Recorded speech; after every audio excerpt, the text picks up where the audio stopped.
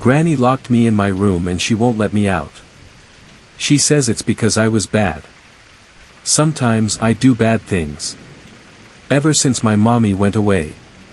Granny says my mommy is in heaven. I don't know how she got there. I can still remember mommy. I remember her long black hair and her dark eyes. I remember her red lips and her white teeth. I remember her soft skin. I remember the way she smelled. Her red dress still smells like her.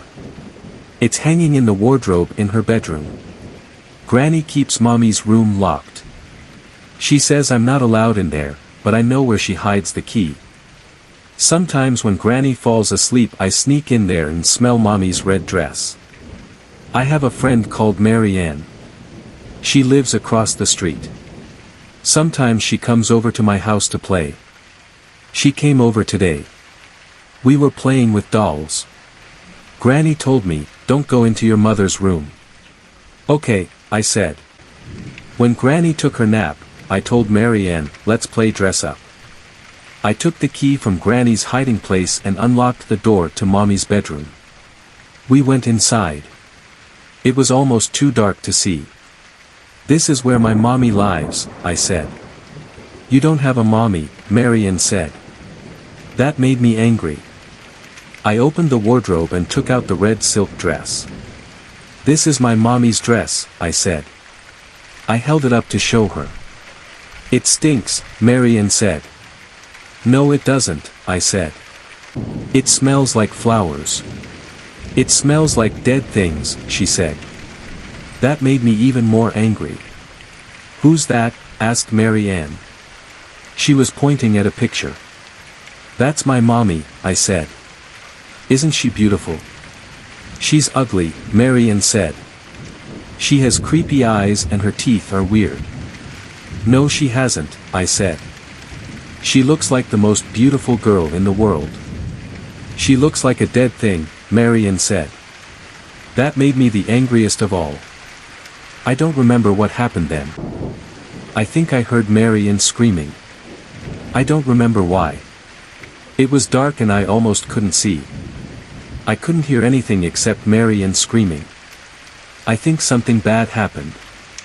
Then I remember Granny shouting at me.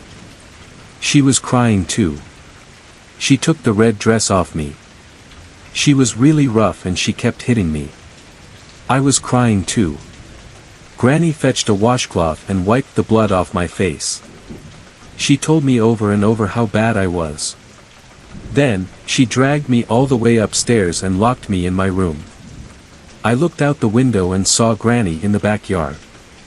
She was burying something with a shovel. I must have done something really bad.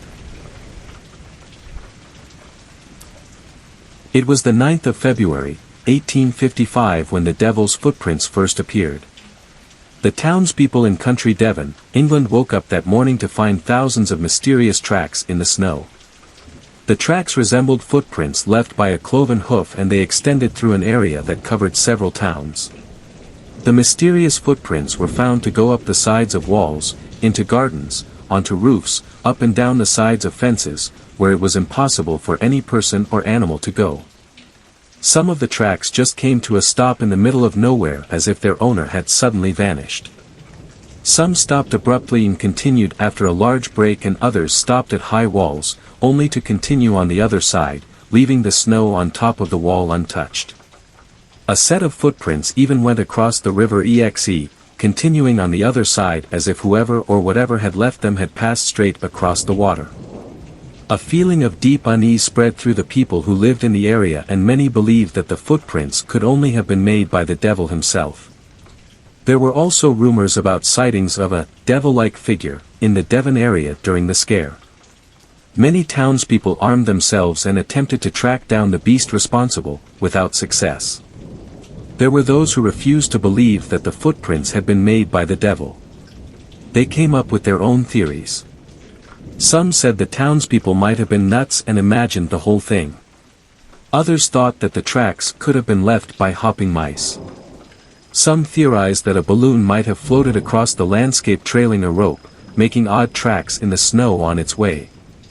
Yet more people said it could have been caused by kangaroos who escaped from the zoo, although the footprints looked nothing like the tracks a kangaroo would leave. Do you really think these theories are likely?